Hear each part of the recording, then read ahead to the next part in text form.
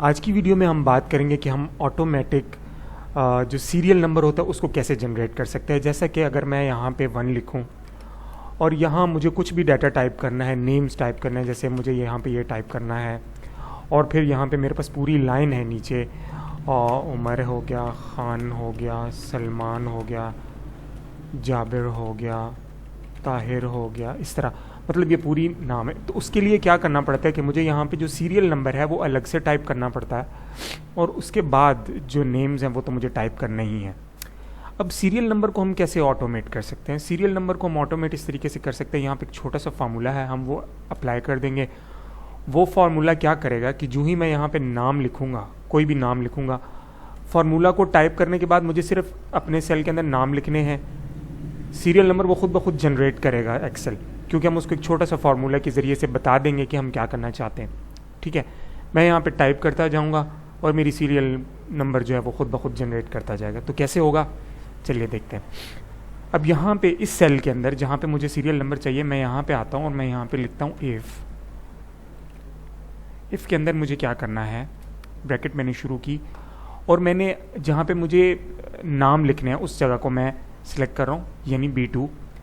इसका मैं कहता हूँ कि चेक करो कि B2 के अंदर कुछ है या नहीं है।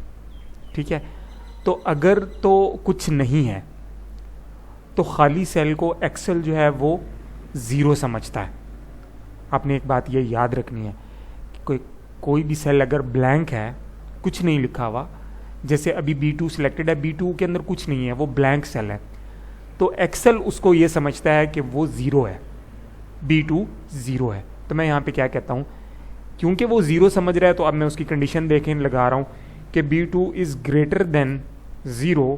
अगर वो 0 से बड़ा है यानी वो 0 नहीं है तो क्या करो, कॉमा, अगर उसने चेक कर लिया कि B2 चेक करो वो 0 से बड़ा है या नहीं, अगर उसके अंदर कुछ टाइप हुआ होगा तो वो 0 से बड़ा होगा। ठीक है, अगर खाली है तो वो मतलब 0 है। अब एक्सेल ने चेक कर लिया कि जी खाली नहीं है, तो क्या करो, तो अपने से ऊपर वाला जो है यानी A1 उसके अंदर +1 कर दो, +1 करो। और अगर खाली है यानी 0 है तो क्या करो, तो वहां पे उसको ब्लैंक कर दो। ब्लैंक करने के लिए हम डबल कोट्स लगाते हैं 2 दफ़ा, तो ये इस तरीके से। अब आप फार्मूला को दोबारा समझिए। इफ़ हम जहाँ पे हमें सीरियल नंबर चाहिए, हम उस सेल के अंदर फार्मूला लगा रहे हैं, हम क्या कह रहे हैं, इफ़ और कि B2 को चेक करो, जहाँ पे मुझे नाम लिखने हैं, B2 को चेक करो कि उसके अंदर कोई वैल्यू है या नहीं। अगर वैल्यू नहीं है तो इसका मतलब ये है कि वो 0 है। ठीक है, और अगर उसके अंदर वैल्यू है तो इसका मतलब है कि वो 0 से बड़ा है। तो चेक करो कि वो 0 से बड़ा है या नहीं। अगर तो बड़ा है तो इसके अंदर जहाँ पे मैं सीरियल नंबर लिख रहा हूँ इसके अंदर 1 जमा कर दो।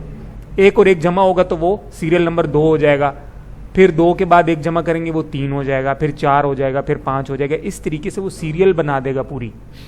और अगर B2 खाली है मतलब उसके अंदर कुछ नहीं लिखा हुआ तो आपने इसको ब्लैंक रखना है। ठीक है, मैं यहाँ पे एंटर कर रहा हूँ, मेरा फार्मूला कंप्लीट है, दैट्स इट। अभी देखें इसके अंदर कुछ नहीं है तो ये सेल भी ब्लैंक है। अगर मैं इसके अंदर वैल्यू टाइप करूंगा तो यहाँ पे एक नंबर आ जाएगा। मैं उम्मीद करता हूँ कि आपको अब लॉजिक समझ आ रही होगी। इस सेल को मैंने सेलेक्ट किया, यहाँ पे ऊपर आपको फार्मूला नजर आ रहा है, बस आप इसको नीचे ड्रैग कर दें जहाँ तक आपको लगता है कि आपका डाटा जा सकता है। 100 रोज पे कर लें, 50 रोज पे कर लें, पूरे कॉलम पे कर लें, जिस तरह आपको चाहिए हो। मैं इतना कर देता हूँ। ठीक है, अब ये मेरा फॉर्मूला पेस्ट हो गया।